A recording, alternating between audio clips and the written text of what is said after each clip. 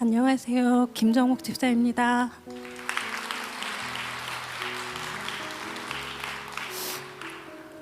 싱크 양육을 마치며 처음 양육을 시작하려 오리엔테이션에 참석했을 때 잘못 신청했나 직장을 다니며 하기엔 양육 과제가 참 많다고 생각을 했습니다. 양육을 받고 싶어 주말반을 만들어 달라고 여러 번 요청한 끝에 받게 된 양육에 감사보다 과제의 늪에 빠질 것 같은 불안함이 감사를 잃어버리게 했습니다. 작년 봄 싱크 목회 세미나에 가서 너무나 많은 은혜를 받았기에 더 깊이 저를 보고자 또 말씀을 깨닫고자 양육을 더 받고 싶은 마음이 생겼기 때문입니다. 제가 경험한 것들을 경험하지 못한 성도님들이 많기에 잘 배워서 함께 나누고자 하는 마음이 생겨 양육을 기다렸는데 막상 과제라는 산이 보이니 시작도 하기 전에 끝까지 갈 수 있을까 하는 걱정이 먼저 밀려왔습니다. 그런데 첫 주차는 처음이라 정신없이 숙제를 하다가 지나갔습니다. 둘째 주는 과제를 어떻게 하면 효율적으로 할까 해서 과제에 스케줄을 짜고 시간 배분을 했습니다. 문제는 독서였습니다. 책을 다 읽어야 한다는 마음에 책 두께가 시간이 되어 강박감이 생겼습니다. 책 두께에 따라 하루 3시간씩 4, 5일은 책만 읽어도 시간이 모자랐기 때문입니다. 그럼에도 불구하고 하나님은 할 수 있도록 만들어 주신다는 것을 알게 됩니다. 평소에 책을 정독하며 줄을 치고 읽는 습관이 있고 메모를 해가며 읽는데 이것도 속도가 점점 빨라져 2, 3일이면 다 읽을 수 있었고 중간중간 중복되는 간증이나 이전에 읽었던 도서들이 있어 어렵지 않게 과제를 마칠 수 있었습니다. 가장 좋았던 것은 양육을 받는 동안 불필요하게 낭비하며 보냈던 시간들을 하나님을 알아가는 일에 집중하며 오롯이 하나님과 저만을 위해 보낼 수 있어서 좋았습니다.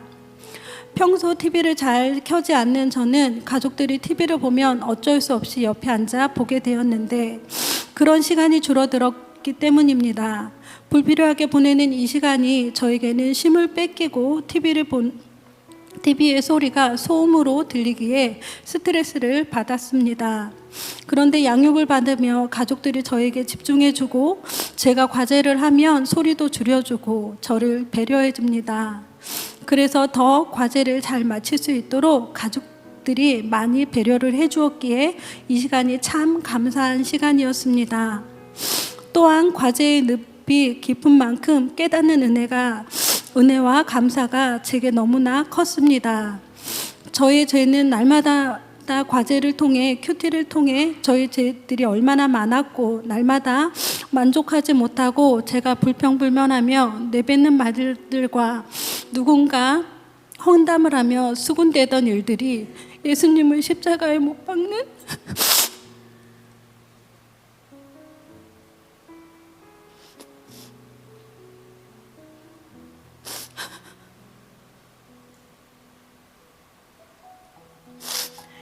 일들이라는 사실을 알게 되니 죄를 멀리할 수 있었고 죄에 대해 조금은 분별력이 생긴 것 같습니다.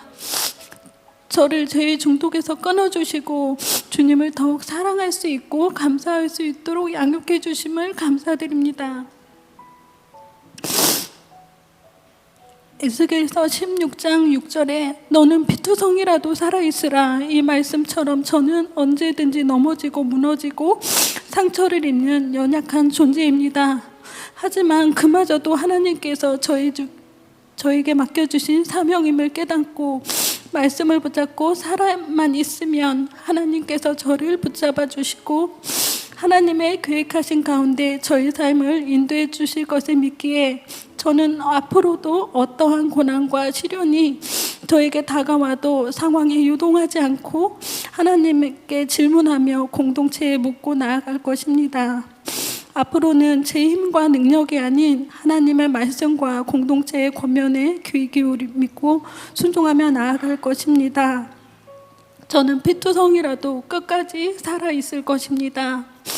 저의 이 간증이 에겐 죄와 수치이지만 이곳에 계신 분들 중 한 분이라도 은혜를 받고 살아나신다면 더 바랄 것이 없을 것 같습니다. 잠시 저의 간증을 하려고 합니다. 저의 죄패는 교만과 열등감, 피해망상과 무정함입니다. 저는 어린 시절 아주 가난한 가정에서 친정엄마의 극진한 사랑을 받으며 자랐습니다. 친정아버지 또한 술을 안 드시고 오실 때면 늘 뒷짐에 저에게 줄 사탕이나 과자를 감추고 집에 오셨습니다. 아버지에겐 제가 동네 자랑이었고 어딜 가면 저를 항상 안고 다니시면서 제가 교회에서 배운 율동을 하게 하셨습니다. 언니들은 저에게서 맛있는 사탕과 과자를 먹으려면 저에게 잘 보이거나 아니면 힘으로 뺏어 먹어야 했습니다. 제가 3살에서 4살 정도에 아버지가 돌아가셨고 어머니 혼자 힘으로 저희 사남매를 키우셨는데 제가 워낙 왜소해서 키 순서가 항상 맨 앞자리에 깡 마른 아이였습니다. 그러다 보니 남자아이들이 저를 많이 괴롭히고 놀리기도 했었습니다. 그래서 저는 유일하게 저희 어머니는 유일하게 저에게만 급식을 시켜주셨었습니다. 언니들은 지금도 우리 중에 우유를 먹고 자란 사람은 저밖에 없다며 자신들이 얼마나 우유를 먹고 싶었는지 말하곤 합니다. 저는 집은 가난했지만 공주님으로 자랐습니다. 남편과 동거를 시작하기 전날까지도 친정엄마는 저에게 공주님 식사하세요 자고 있는 저에게 상을 차려다 가져다 주시고 결혼 후에도 전화를 끊으실 때면 공주님 사랑해 하고 말씀해 주셨습니다. 저는 친정엄마에게 항상 공주였습니다. 돈을 벌어 가족의 생계를 책임지는 저였지만 집에서는 공주님으로 살았습니다. 그러니 얼마나 제가 교만했을까요? 돈으로 다 해결하려는 저의 교만이 있으니 하나님은 김종현 집사를 만나서 물질의 고난을 겪게 되었고 저는 하루아침에 공주님에서 시댁의 몸종으로 신분이 변한 것 같은 상황을 맞이했었습니다. 그러나 저는 저의 죄를 알지 못하고 남편에게 늘 불평불만을 쏟아내고 남편의 길을 죽이기 시작했습니다. 말씀이 저에게 없고 말씀의 중요성을 깨닫지 못하니 말씀을 듣고 흘려버리며 세월을 보내고 물질을 우상 삼아 돈을 버느라 신앙생활을 쉬기도 했었습니다. 저는 제가 양육을 받으며 제가 얼마나 이기적이고 개인주의적이며 피해망상, 열등감을 포장하려는 교만들의 죄들을 거룩한 척 저를 포장하며 살아왔다는 사실을 깨닫게 되었습니다. 예전에는 어려운 일이 생기면 이건 내 삶의 결과물이라고 생각했습니다. 예수님도 나를 위해 고난을 당하셨는데 내가 당하는 건 당연하다고 생각했습니다. 그런데 양육을 통해 그런 고난도 하나님의 계획하심이 있다는 것을 깨닫고 나를 힘들게 하는 사람이 각자의 위치에서 얼마나 저를 위해 사명을 감당하고 있다는 사실을 깨닫게 되었습니다. 나를 힘들게 하는 사건들이 저를 하나님 곁에 더 가까이 나오도록 하기 위해 깨닫게 해주시려는 하나님의 사랑하심으로 일어난 일들이란 사실을 알게 되니 그분들이 귀하고 사랑스럽습니다. 이전에는 나는 손해와 피해를 보는 사람이라고 생각했는데 이제는 나 때문에 수많은 사람들이 수고하고 희생하고 있다는 것을 알게 되니 고개가 절로 숙여집니다. 저는 영빈이의 학폭 사건이 처음 일어났을 때 무언가 오해가 있다고 생각했습니다. 문제의 눈이 가려져 아이가 얼마나 힘들고 벼랑 끝에 서 있는 마음이었을까를 보지 못하고 아이를 다그치며 잘못했으면 잘못한 대로 죄값을 치러야 한다고 말을 하며 아이를 향해 웃어주지 못하고 가해자와 피해자 사건 속에서 분노하며 똑바로 행동하지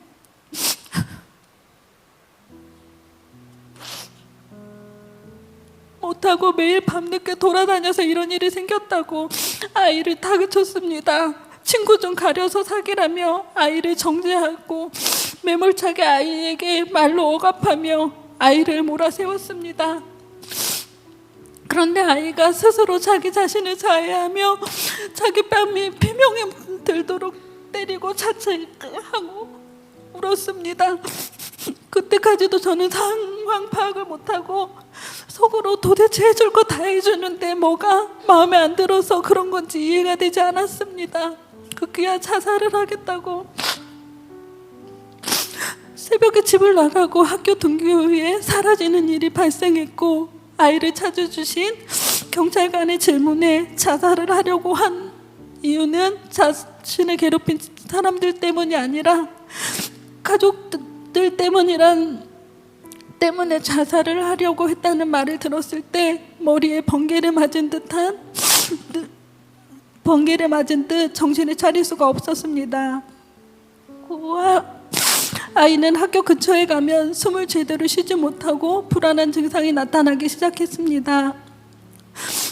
그런데 아이가 방에서 나오지 않습니다.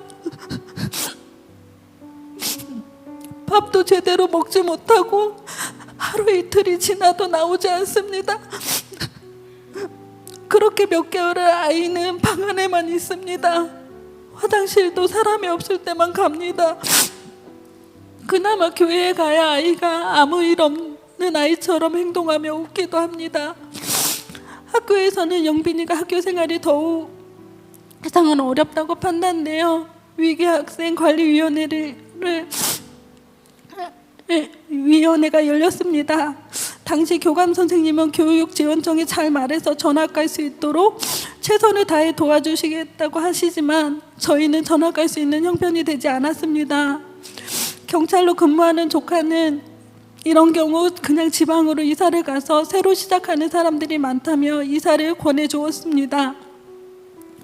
그래도 교회를 떠날 수가 없어서 하나님 가장 완벽한 방법으로 해결을 부탁드린다는 기도를 계속했습니다. 전학을 갈 수 있는 학교를 주시든지 아이가 다니던 학교를 다시 다닐 수 있는 용기가 생기도록 이겨낼 힘을 주시기를 바라며 문제의 해결을 위한 기도만 했었습니다. 그런 와중 정신건강의학과의 진료 목적으로 영빈이의 심리 및 인지 검사인 풀배터리 검사에서 영빈이가 극심한 우울증과 대인기피증 그리고 초기 ADHD의 진단 결과가 나왔고, 그 무렵 상은이도 다른 친구들의 인간관계와 학업, 대학 입시로 심한 스트레스를 받아 우울증 약을 먹어야 하는 상황에 놓였습니다. 두 아이가 모두 우울증에 걸려 힘겨워하고 있는데 저는 잘하고 있다고, 나는 괜찮은 엄마라고 착각을 하고 있었습니다.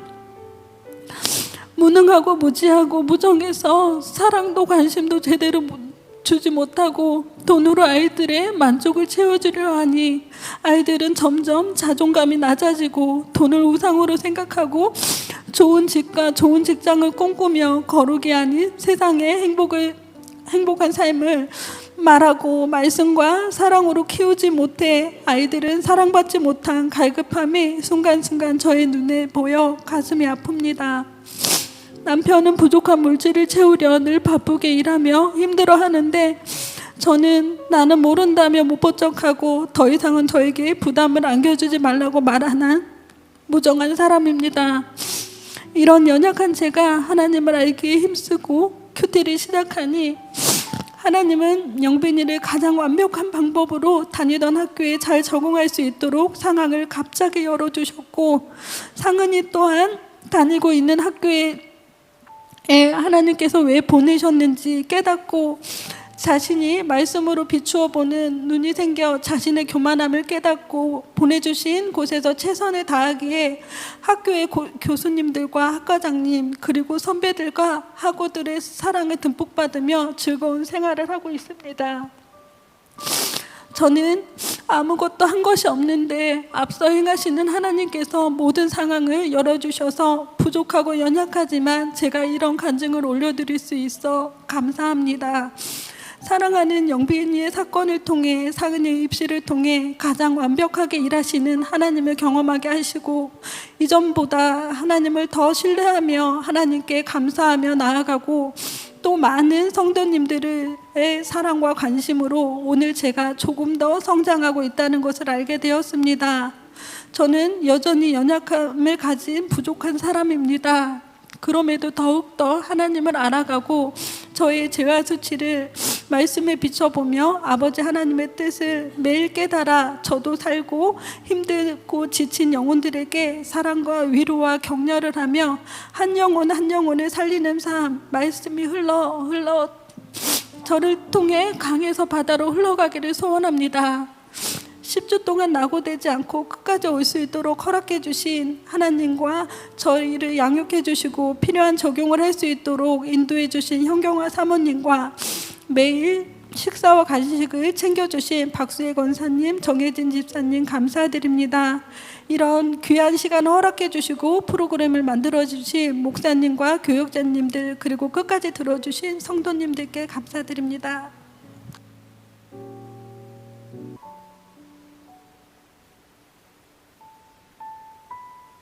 입니다. 10주간의 양육과정을 수료하며 가장 떠오르는 생각은 양육받길 정말 잘했다. 그리고 우리 교회 모든 성도님들이 양육을 받았으면 좋겠다였습니다. 솔직히 저는 이번 양육을 신청할 때 띵크 목회 세미나와 착각을 했습니다. 올해 남편을 도와 부부 목장을 잘 섬기고 싶어서 우리들 교회 목장 예배 시스템을 배우고 싶은 마음에 신청을 한 것이었는데 그게 아니라 우리 교회에서 진행하는 양육이라는 것을 나중에 알게 되었습니다. 그래도 일기 양육을 수료하신 분들이 과제는 많지만 정말 은혜가 되고 좋으니 잘 받으라고 하셔서 기대와 설렘으로 오리엔테이션을 갔는데 엄청난 과제 설명을 듣다 보니 겁이 났습니다. 그렇게 1주차가 시작되고 과제를 준비하며 시간은 많이 걸렸지만 말씀에 파묻혀 살 수밖에 없는 이 과정에 참 은혜가 되었습니다. 중간에 악화된 목 디스크로 인해 중도 하차를 해야 하나라는 생각이 들 정도로 힘들었지만 준비한 과제로 양육 시간에 나누는 각자의 죄와 수치, 결단, 그리고 전도사님의 권면을 통해 풍성한 은혜의 시간을 누릴 수 있었기에 포기하고 싶은 마음보다는 끝까지 완주하고 싶은 마음이 점점 커졌습니다. 무엇보다 오픈하기 힘들었던 마음속 깊은 죄악들, 정말 무덤까지 가지고 가고 싶었던 나의 수치와 지질했던 과거를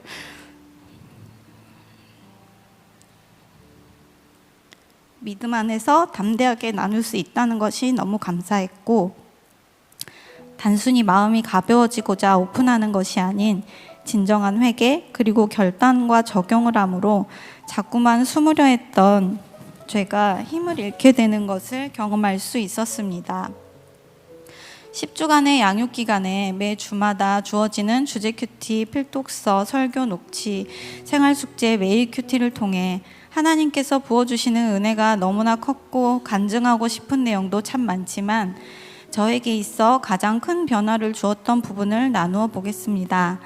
저는 4주차에 읽었던 나를 살리는 회개라는 책을 통해 그동안 죄악된 마음과 교만으로 남편을 미워하며 하나님이 세우신 가정의 질서를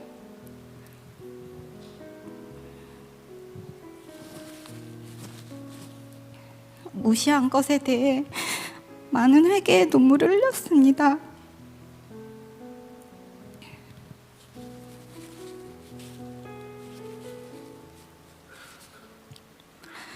성도님들이 보시기에는 저희 부부가 참 신앙생활을 잘하는 것 같고 늘 밝은 표정으로 교회 일에 헌신하니 사이도 좋고 믿음도 좋은 줄로 속으셨을 것입니다.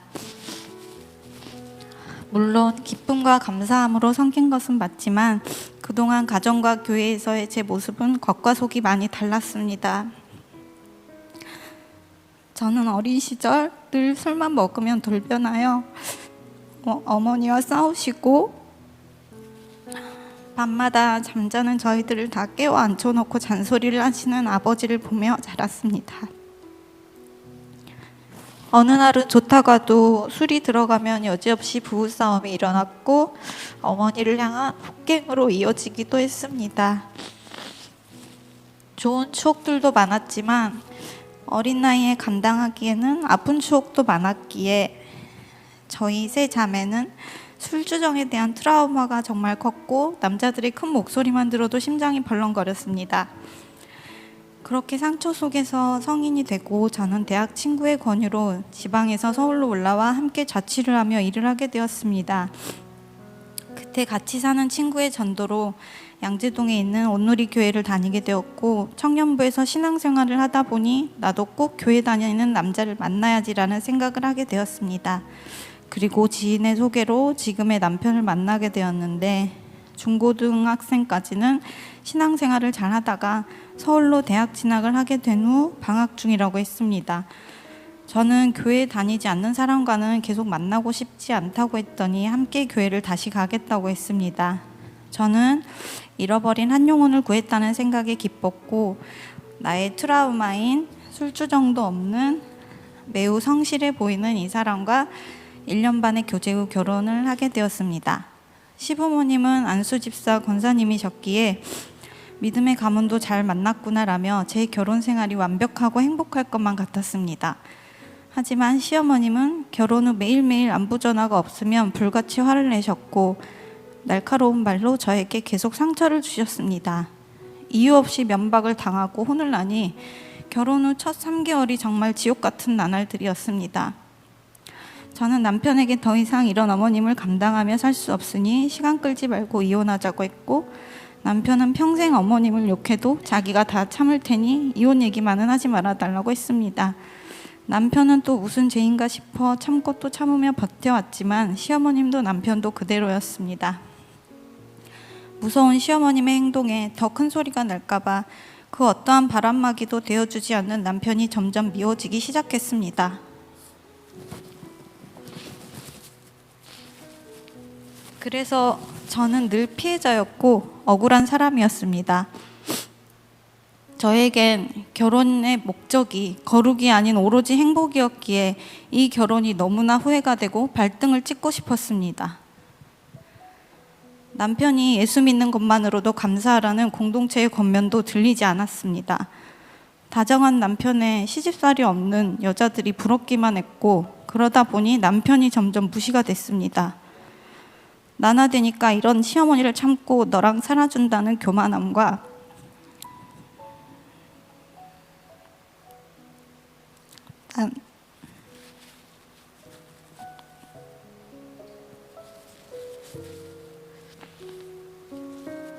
나는 늘 피해자라는 생각이 떠나질 않았습니다. 특히 남편이 가끔 어쩔 수 없이 회사 거래처 일로 술에 취해 오는 날은 별 주사도 없었지만 과거의 트라우마로 신경이 곤두서 있었고 분노가 치밀어 치밀어 올라 그러면서 무슨 직분을 섬기냐며 바리새인처럼 따지고 퍼부었습니다. 남편의 업무 스트레스와 가장의 무게를 이해해 주기보단 나만 고생하고 나만 힘들다며 남편을 몰아세우고 비난하며 또 억울해했습니다. 하지만 사랑하는 딸들에게는 좋은 엄마가 되어주고 싶어 힘든 것을 감추고 모든 것을 남편보다는 아이들 위주로 맞췄습니다. 가장의 권위를 꺾어버리고 무시하다 보니 남편도 저에게 서운함을 느끼고 불만이 많아진 것이 느껴졌는데 그게 또 그렇게 억울했습니다. 내가 지금까지 이렇게 고생을 했는데 나한테 이렇게 나온다고? 라며 마음속으로 또 분노하곤 했습니다. 하지만 난 좋은 엄마니까 절대 아이들 앞에서는 싸우지 말아야지 라며 나의 열심과 성품으로 형식적인 부부관계를 유지했습니다. 마음속으론 애들이 다 크면 이혼할까? 나랑 취미도 식성도 생각도 너무나 다른 이 사람과 평생을 살 수 있을까라며 세상적인 행복만을 끊임없이 추구하던 그때 큐티를 시작하며 결혼의 목적은 행복이 아니라 거룩이란 말씀이 계속 들려왔습니다. 그래도 나는 행복하고 싶다고 발버둥을 쳤는데 우리를 가족으로 묶어주신 이유는 영혼구원 그 이상도 이하로 아니라는 말이 또 계속 들려왔습니다. 부족하지만 매일 큐티를 통해 내 삶을 말씀에 비추어 보니 하나님이 세우신 가정의 질서를 무시한 저의 죄악된 모습들이 보이기 시작했습니다. 맘속으로 남편을 무시할 때마다 시어머니가 미울 때마다 회개해야 할 말씀들이 자꾸만 반복해서 큐티 말씀에 올라왔습니다. 그러면서 점점 나는 피해자가 아니고 하나님이 세우신 가정의 질서의 반기를 들고 역주행하는 죄인임이 깨달아지기 시작했습니다. 하지만 회개하고 적용하기를 반복하면서도 변하지 않는 제 모습에 저조차도 실망할 무렵 양육 4~5주차 과정을 통해 진정한 회개가 일어나기 시작했습니다. 다윗이 가장 진실되게 한 회개가 바로 밧세바 사건에서 한 회개인데, 이 회개는 분수령적인 회개라고 합니다. 분수령이라는 단어는 물이 두 방향으로 갈라져 흐르는 경계가 되는 산마루나 산맥을 뜻하며, 비유적으로는 어떤 일이 전개되던 흐름이 갈리는 중요한 전환점이나 갈림길을 가리키는 말이라고 합니다.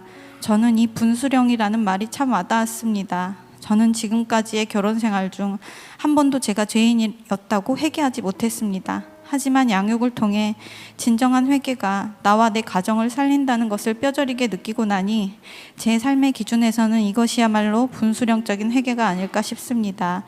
양육 시작부터 내 죄를 보는 것과 회개라는 말을 계속 듣고 적용하다 보니 이만하면 됐겠지라고 생각했지만, 회개는 해도 끝이 없었고, 김양재 목사님의 설교 중 우리가 할 것은 회개밖에 없다는 말씀이 참 맞다고 느꼈습니다.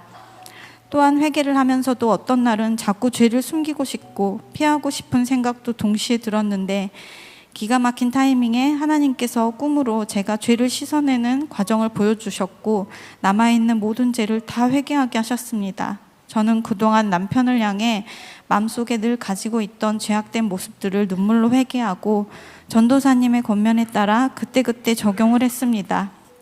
죄가 또다시 숨기 전에 남편에게 그동안 품고 있었던 죄악된 모습, 마음속으로 수없이 외쳐대던 이혼, 남편을 무시하며 하나님이 세우신 가정의 질서에 순종하지 못한 제 모습을 고백하며 진심으로 사과의 글을 보냈습니다.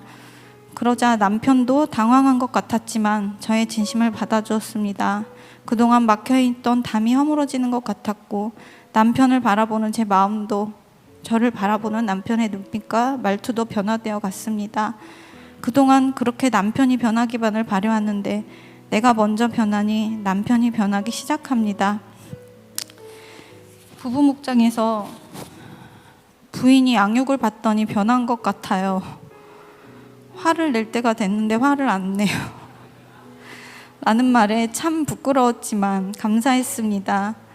힘들었던 시어머님께는 큐티 말씀을 매일 적용하다 보니 이젠 우리 아들을 믿음으로 세운 최고의 며느리라는 칭찬을 듣게 되었습니다. 역설적인 말 같지만 나를 힘들게 하는 사람들이 나의 구원을 위해 수고한 자들이라고 합니다. 맞습니다. 힘든 그들이 있었기에 제가 주님을 놓지 않고 말씀을 붙들며 부족하지만 지금까지 걸어올 수 있었음을 고백합니다. 주님만을 바라보라고 저에게 억지로 지게 하신 십자가를 끝까지 잘 붙드는 인생이 되길 원하며 저의 변화가, 저의 삶이 구원의 통로가 될 수 있길 기도합니다. 사막의 교부들이 말하기를 자기 죄를 아는 사람은 죽은 자를 일으키는 사람보다 위대하고, 자기 죄를 위해 1시간을 진실로 울부짖는 사람은 온 세상을 가르치는 자보다 더 위대하다. 그리고 자기의 약함을 아는 사람은 천사를 볼 수 있는 자보다 더 위대하다고 했습니다. 그만큼 내 죄를 보고 회개하며 나의 연약함을 주님께 온전히 맡기는 것이 얼마나 중요한지를 깨닫게 됩니다. 밧세바 사건의 다윗처럼 처절한 자기 연민에 빠져 울며 불며 나만 피해자고 나만 억울하다며 회개하지 못했던 제 모습을 양육을 통해 깨닫고 보게 하시니 참으로 감사합니다. 그동안 저의 넘어짐을 방치하지 않으시고 기회를 주셨으니 100% 오르신 주님의 뜻과 계획을 신뢰하는 삶을 살기 원합니다. 절대로 오픈하기 싫었던 저의 창피한 가정사를 고백한 이유는 저 또한 양육을 통해 자신의 죄를 가감없이 나누어 주신 분들을 통해 제가 큰 은혜를 받았고, 저는 그보다 더한 죄인이라는 것을 깨달았기 때문입니다. 지난주 목사님께서 결혼지옥이란 프로그램을 보시고 우리 교회에도 이런 부부가 있을 거란 합리적인 의심이 들었다는 말씀에 참 뜨끔했습니다. 올해 우리 교회 모든 성도님들도 하나님께서 허락하신 귀한 여목장, 부부목장, 다른 여러 공동체 안에서 또 양육을 통해서 서로의 모든 아픔과 고난, 죄와 수치를 발가벗고 나눌 때 그 어떠한 고난도 말씀으로 인해 함께 이겨내고 하나님을 경험하며 영혼 구원을 이루어가는 복된 자들이 다 될 수 있을 줄 믿습니다. 마지막으로 소감문을 솔직하게 오픈할 수 있도록 해준 남편과 귀한 양육 가정을 만들어주신 목사님, 양육기간 모든 것을 발가벗고 나눠주신 모교 오전 양육팀, 성경대학 이후 다시 한번 저와 우리 가정을 살리신 하나님께 모든 영광과 감사를 드립니다. 할렐루야. 할렐루야. 이완 장로입니다. 먼저 큐티함으로 내 죄를 바라보고 이 자리에 설 수 있도록 인도하신 하나님 아버지께 감사 영광을 올려드립니다. 이제 저의 간증을 나눠보겠습니다. 제목, 말씀 큐티 앞에서 비로소 죄인으로 서다입니다. 저는 수지산성교회를 27년을 다녀왔습니다.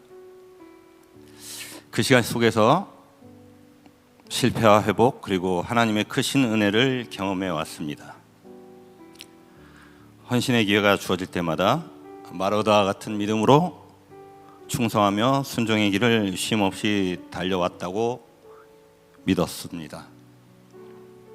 그러나 돌이켜보니 지난 24년의 신앙은 앞만 보고 달려온 여정이었습니다.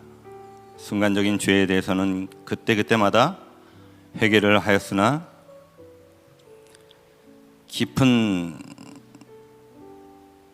나의 삶의 깊은 자리까지는 내려다보지 못하고 저의 죄를 직면하는 그 순간적인 죄에 대해서는 그때그때 회개했으나 삶의 깊은 자리에서는 저의 죄를 직면하지 못하였습니다. 다윗이 바세바 사건 이후에 통회하며 무너졌던 것 같은 인생의 방향을 바꾸는 분수령적 회개를 경험하지 못한 채 신앙생활을 지속해 왔습니다. 그런 가운데 2024년 매일 큐티를 시작하면서 비로소 말씀 앞에서 멈춰설 수가 있었습니다. 말씀은 저를 비추는 거울이 되었고 그동안 외면해왔던 나의 내면을 직면하게 했습니다. 이어서 25년도에 싱크 세미나를 그 과정을 통해서 내 안의 저를 더 깊이 들여다보고 묵상과 적용으로 이어가는 시간을 갖게 되었습니다. 그럼에도 저의 심령에는 여전히 채워지지 않는 신앙적 갈등이 남아 있었습니다. 그 갈증 가운데 올해 1월부터 시작된 싱크 양육, 이 10주간의 양육 과정은 결코 가볍지 않았습니다.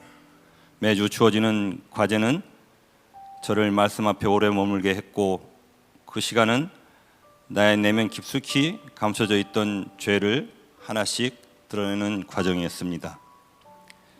그런 가운데 구정 설 명절 기간에 주제 큐티 과제를 준비하던 중 제 인생의 분수령이 되는 회개의 사건을 맞이하게 되었습니다. 저는 4남 1녀의 막내로서 태어나 저도 11살 나이의 어린 시절에 아버지를 암으로 잃었습니다. 어머니는 생계를 위해서 새벽부터 시장을 나가셨고 막내인 저는 집안일을 감당하면서 성장해 왔습니다. 남자로서 설거지, 밥하는 건 기본적으로 다 했고요. 여전히 잘할 수 있습니다. 여기까지는 그 어린 시절에 참아가면서 지낼 수가 있었습니다. 그러나 제 마음에 더 깊은 상처로 남아있던 것은 가족들의 삶이었습니다. 사남이녀인 형제들과 누님은 술과 도박, 폭력, 이혼이라는 무너진 현실 속에서 살아갔고 저는 그 모습을 지켜보며 마음속 깊이 분노와 거부감을 쌓아갔습니다. 겉으로는 드러내지 않았지만은 저는 이미 마음으로 가족의 연을 끊어낸 상태였습니다. 그들을 부끄러워했고 미워했으며 싫어서 제 삶에서 지워버리고 싶어 했습니다. 나는 절대로 저렇게 살지 않겠다는 결심은 어느새 나의 의로 굳어졌고 저는 그 의를 붙들고 신앙생활을 이어가고 있었습니다. 그러던 중 마태복음 20장 말씀, 주님께서 십자가의 순환, 조롱, 채찍, 죽음 그리고 부활을 말씀하시며 제자들을 양육하는 가운데 무엇을 원하느냐는 주님의 질문에 세베대 아들 야고보와 요한은 주의 나라에서 하나는 우편에 하나는 좌편에 앉게 하여 주옵소서 하며 자신들의 의만 내세우는 제자들의 모습에서 제 심령과 내면을 꿰뚫는 송곳이 되어 날아왔습니다. 그 말씀 앞에서 저는 비로소 제 신앙의 본질을 마주하게 되었습니다. 나는 하나님을 사랑해서가 아니라 인정받기 위해 신앙생활을 해왔던 사람이었구나.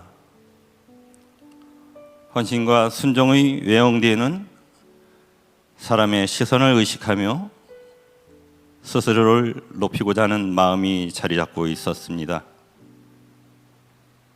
그 순간 저는 그토록 미워했던 형제들과 다를 바 없는 존재임을 깨닫게 되었습니다. 오히려 저의 죄를 드러내지 않은 채 스스로를 의롭다고 여겼던 저의 모습이 더욱 교만한 100% 죄인임을 알게 되었습니다. 저는 그 자리에서 무너졌습니다. 처음으로 제 삶 전체를 하나님 앞에 내려놓는 눈물의 회개를 경험했습니다. 그리고 하나님은 제 시선을 완전히 바꾸어 주셨습니다. 그동안 정죄의 대상으로 보였던 형제들이 이제는 긍휼히 여겨야 할 존재로 보이기 시작했습니다. 그들의 삶은 단지 피해야 할 모습이 아니라 오히려 저를 깨닫게 하시기 위한 하나님의 도구였음을 알게 되었습니다. 만약에 제가 말씀과 큐티 앞에 서지 않았다면 저는 여전히 스스로를 의롭다 여기며 타인을 판단하고 정죄하는 삶을 살았을 것입니다. 이제 저는 분명히 고백합니다. 저는 의인이 아니라 용서받은 죄인입니다. 그리고 큐티는 더 이상 선택이 아니라 제 삶의 근간이 되었습니다. 말씀은 나를 낮추시고 내 죄를 보게 하시며 타인을 향한 긍휼의 마음을 회복시키셨습니다. 앞으로도 저는 말씀 앞에 서기를 멈추지 않겠습니다. 하나님께서 저를 계속 낮추시고 사랑하게 하시기를 간절히 소망하며 말씀은 나를 높이는 도구가 아니라 나를 낮추어 비로소 사랑하게 하시는 하나님의 은혜입니다. 이 모든 것 하나님 아버지께 감사와 영광을 올려드립니다. 아멘. 안녕하세요. 정혜진 집사입니다. 소감문을 어떻게 작성해야 하나 며칠을 고민 아닌 고민을 했다. 양육을 받으면서 얻은 것들을 다 작성하자니 어디서부터 시작해야 하나 썼다 지웠다를 반복하던 중 4월 13일 큐티 말씀을 묵상한 것을 작성하고 싶은 마음이 생겼다. 내가 양육을 받은 이전과 이후의 모습이 큐티 말씀을 대하는 자세가 가장 큰 변화이기도 하다. 말씀을 이루게 하시려고 한 제목의 에스라 1장 1절에서 4절까지의 말씀이다. 나는 막내로 태어나 사랑받는 것에만 익숙하고 사랑받기만을 원하는 그런 사람이었다. 욕심이 많아서 무엇을 해도 칭찬을 받기 위해 열심히 해냈다. 하지만 그런 나의 모습들이 하나님 앞에 죄였음을 양육을 통해 깨닫게 되었다. 어린 나이에 엄마가 돼보니 나에게 시아버지가 두 분이 생겼다. 아버지를 일찍 잃게 된 나를 하나님께서 불쌍히 여기셔서 두 분이나 아버지를 보내주셨다고 항상 말한다. 그런데 오늘 말씀을 보니 바벨론 포로로 끌려간 유다 백성을 바사왕 고레스의 마음을 감동시키심에 예레미야를 통해 말씀하신 것을 이루게 하시려고 예루살렘의 성전을 건축하게 하신다. 시아버지 두 분과 나의 관계는 결혼했을 때부터 지금까지 화목하다. 하지만 예전에는 세상에서 보는 시선 때문에 어머니가 재혼하신 것과 성이 다른 남편의 동생이 있는 것이 숨겨야 하는 나의 수치라고 생각했다. 우리가 결혼 초기에는 시어머니도 재혼하신 지 얼마 되지 않은 터라 시아버지의 가정을 눈치를 보며 만나야 했고, 나는 우리가 숨겨야 하는 존재가 된 것 같은 상황이 착한 며느리의 이미지를 지키기 위해 쿨한 척했지만, 나의 내면에서는 시아버지 때문이라는 피해의식에 사로잡혀 비판과 정죄와 원망이 가득했다. 70년 포로 생활을 하던 유다 백성처럼 나의 그런 겉과 속이 다른 생활이 오랜 시간 이어졌다. 그러던 중 시어머니의 암 진단과 시아버지의 조울증 진단으로 내가 전적으로 병원 진료 업무를 맡게 되었다. 시어머니와는 다르게 시아버지의 병원 업무와 이런저런 일들을 해야 하는 것이 버겁고 짜증이 나면서도 뭐든 잘해야 하고 착한 며느리라는 소리를 듣기 위한 거짓 성품으로 하다 보니 속에서는 미움이 커지기 시작했다. 힘들었을 때는 거들떠 보지도 않더니 이제 와서 대접을 받으려고 한다는 생각에 큰 거에서부터 작은 잘못된 행동 하나하나를 꼬집으며 장로라는 분이 뭐 저러냐라는 비판을 일삼으며 내가 당신보다 옳다라는 생각이 가득했다. 하지만 오늘 큐티 말씀에 고레스의 마음을 감동시키셔서 유다 백성을 예루살렘으로 올라가 성전 건축을 하게 하신 것처럼 시아버지를 통해 그동안 어려울 때마다 선뜻 도움을 주신 은혜를 떠오르게 하셨다. 몇 년 전 네일샵을 할 수 있게 추진해 주셨던 일과 여러 크고 작은 모습으로 보살펴 주신 일들이 있었다.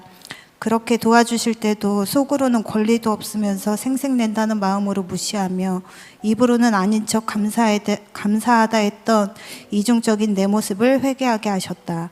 오늘 말씀에 그의 백성된 자는 예루살렘으로 올라가 성전을 건축하라 하신다. 남들은 모르는 시아버지에 대한 나의 거짓된 마음을 오늘 다시 세우라고 말씀하셨다. 마음 먹을 때 하지 않으면 또 순종하지 못할 나의 연약함을 아시기에 오늘 시부모님과의 일정이 생기게 하시고 시아버지에게 고백하게 하셨다. 그동안 마음으로 무시하고 정죄하며 비판했던 내 모습과 온전히 사랑하지 못했음을 말씀드렸다. 아버지는 웃으시면서 자신이 그럴 만한 삶을 사셨다 하시며 고맙다고 하셨다. 시간이 지나면서 관계가 회복되었다 생각했던 나에게 오늘 큐티 말씀을 통해 시아버지에 대한 나의 죄를 깨닫고 회개하게 하시고 하나님께서 원하시는 진정한 관계 회복을 이루어 주심을 감사드린다. 남아있는 백성이 어느 곳에 머물러 살든지 하나님의 성전을 위하여 마땅히 도우며 예물을 기쁨으로 드려야 한다고 하시니 나의 가족 모양이 어떠하든 모든 것이 하나님의 계획이고 허락하심이며 마땅히 내가 섬기고 사랑해야 할 존재임을 알게 하셨다. 이것이 나의 양육을 받기 전과 후에 달라진 모습이다. 끊임없는 인정 욕구와 피해 의식이 있어 뭐든 내 열심히로 해내고 싶어하고 힘든 상황 앞에 타인을 원망하던 나를 제대로 보게 하셔서 말씀 앞에 나의 죄들을 직면하고 회개하고 회복을 이루어 주신다. 모든 상황에서 내가 옳다라는 교만한 생각을 죄임을 알게 해주신 것이 제일 감사하다. 아직도 순간순간 내 생각이 옳다라는 고집을 부리려 할 때도 있지만 그 모습을 바로 보게 하시고 입을 닫을 수 있는 지혜를 주시는 것을 보며 나와 함께 하시는 하나님을 순간순간 느끼게 해준다. 앞으로 그와 같은 나를 위해 시아버지 두 분을 허락하신 하나님의 사랑을 온전히 감사하며 두 분에게 하나님께서 부어주시는 사랑으로 섬기고자 한다. 세상 사람들의 시선이 아닌 하나님께서 나를 보고 계시는 시선만을 신경 쓰며 부모님들과 함께 하나님의 성전을 세워나가며 기쁨으로 예물을 드리고 예배하는 가정이 되길 소망한다. 아직 예수님을 믿지 않는 또 다른 시아버지의 구원이 나의 사명임을 깨달아 더욱 기도하며 때를 얻든지 못 얻든지 복음 전파에 힘을 쏟아야겠다. 예수님께서 묵묵히 걸어가신 고난의 십자가의 길을 나도 마땅히 걸어가야 함을 양육의 시간을 허락하셔서 깨닫게 해주신 하나님께 감사드린다. 감사합니다.